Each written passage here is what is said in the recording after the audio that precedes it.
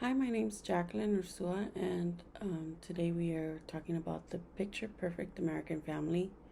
These days, it doesn't exist.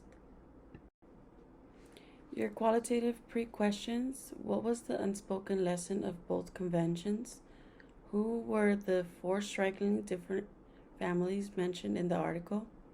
How or in what ways were these families different from each other? How was the family viewed differently a century and a half ago? What are some living arrangements that have changed the family unit? And lastly, what was something all four families had in common to appeal to the voters? 1950s family dynamic versus 21st century reality. Back then, the family was seen as the two-parent breadwinner homemaker first marriage family. A lot has changed since then. I think women have moved into the workforce. The divorce rates have risen, and more children have been born out of marriage. Over the past few decades, the emotional rewards of family life have become more important to Americans as compared to the rewards of bringing home a paycheck or raising children. Only 58% of children live with two married or married biological parents today.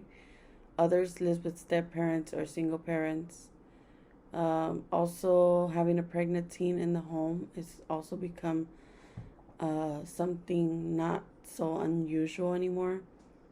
Um, there's one out of six 15-year-old girls will give birth before reaching the age of 20, according to research. There's also now a focus on being a different typical family in the 21st century. So, families are more valued now through how emotionally close they are.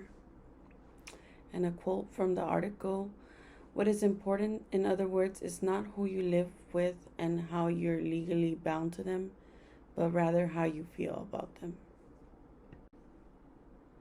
Unspoken lesson: the diversity of American households. Four diverse families came into view at the two conventions, and both parties focused on showing the voters how deeply they value their families. The Parlins had two working parents with five children, including their 17-year-old Bristol Parlin, who's a teen and pregnant, and an infant with Down syndrome. The Obamas' half sister Maya gives speech highlighting biracial family background and having a single mother and absent father. Michelle Obama's speech focused on her husband's biography but also played up to her own high powered career and modest roots. The Bidens' stepfamily formed with the tragic death of Senator's first wife. The Caines also stepfamily formed after Senator's divorce, and in addition includes their adopted daughter Bridget. So these four families, very different from each other, but they still had the same objective to try to get to the voters and really show them who they were.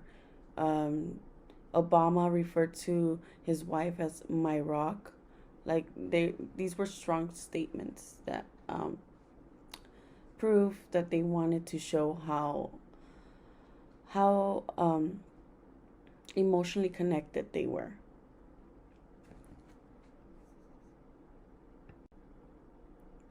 The new gold standard.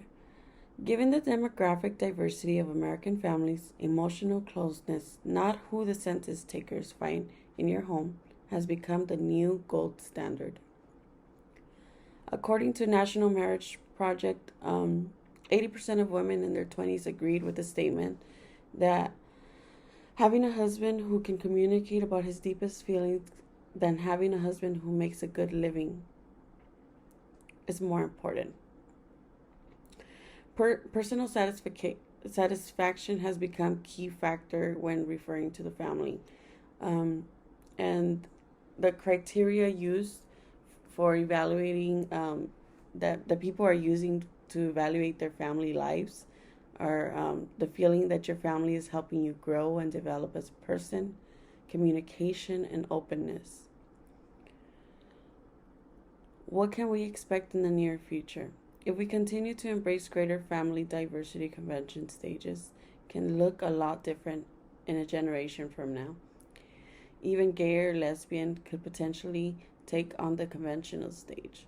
So, this tells us that family, there is no picture perfect family. We value, it's what we value that matters, that helps us define what is our family going to look like. So in the future, it can look a lot different depending on how our values change. So, post questions. What has become the new golden standard? According to research, what do 80% of women think it's important when it comes to having a husband? What is a key factor when referring to the family? What are three criteria mentioned in the article people use to describe their family lives? And what can be expected in the near future when continuing to embrace the family diversity? The quiz consists of 6 questions, and they're all multiple choice.